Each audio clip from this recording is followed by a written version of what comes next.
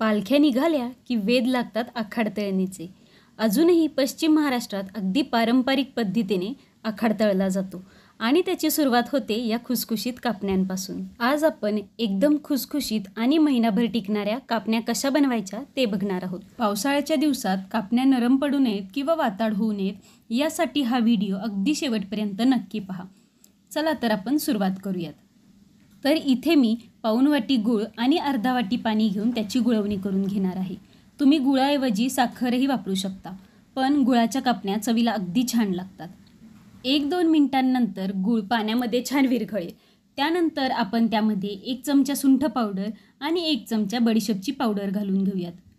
नंतर या पाण्याला एक छान उकळी काढल्यानंतर गॅस बंद करून घेऊयात. आता हे पाणी आपण थंड करायला ठेवूयात. तोपर्यंत आपण परातीत 2 वाटी गव्हाचं पीठ घेऊयात आणि हे पीठ अजिबात आपल्याला चाळून घ्यायचं नाहीये. त्या कोंड्यामुळे आपल्या कापण्या खुसखुशीत व्हायला मदत होते. तसेच यात अर्धा वाटी बेसन पीठ आणि 1 चमचा मीठ घालून घ्यायचं आहे. मग या पिठात 1 पळीभर तेल अगदी कडकडीत गरम करून घेतलेलं आहे, हे सुद्धा घालून घेऊयात. तेल गरम असल्यामुळे चमच्याने आधी ते हलवून घेऊयात. आता हाताने सगळ्या पिठाला हे तेल छान चोळून घ्यायचं आहे. तर हे पहा, अशा पद्धतीने आपण तेल आणि पीठ चांगलं 1-2 मिनिटभर चोळून घेणार आहोत. ही स्टेप खूप महत्त्वाची आहे, त्यामुळे ही अजिबात स्किप करायची नाहीये. कापण्या खुसखुशीत होण्यासाठी आपल्याला तेल आणि पीठ छान चोळून घ्यायचं आहे. तर हे पहा, याचा असा मुटकं होईपर्यंत आपण पीठ छान चोळून घेतलंय. आता आपली गुळवणी सुद्धा गार झालेली आहे, तर आपण ही या पिठात घालून घेऊयात. पण गुळवणी घालताना नेहमी ती गाळून घ्यायची आहे. गाळल्यामुळे गुळातली सगळी घाण निघून जाते. तसेच आपण यात सुंठ आणि बडीशेपची पावडर घातली आहे. त्याचे काही कण असतील तर तेही आपल्याला लाटताना मध्ये अडकणार नाहीत. तर आता हे पीठ आपल्याला छान घट्टसर मळून घ्यायचं आहे. कणकेपेक्षा थोडा घट्ट गोळा याचा आपल्याला करून घ्यायचा आहे. हे पीठ मळायला थोडा जास्त जोर लावावा लागतो, पण जर आपल्याला कापण्या खुसखुशीत हव्या असतील तर आपल्याला ते करावंच लागेल. आता हे पीठ आपण अर्धा तासासाठी झाकून भिजत ठेवूयात.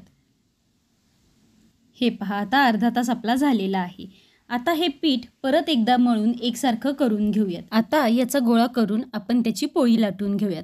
आपलं पीठ घट्टसर असल्यामुळे पोळी लाटायला थोडी जड जाते, पण पोळीसारखी पलटून लाटल्यामुळे ती व्यवस्थित लाटल्या जाते. आता निम्मी पोळी लाटून झाली की आपल्याला त्यावर खसखस पेरून घ्यायची आहे. सगळ्या बाजूंनी खसखस लावून ती अशी परत एकदा लाटण्याने लाटून घ्यायची आहे. यानी खसखस छान चिकटून बसते आणि ती तेलात सुटत देखील नाही.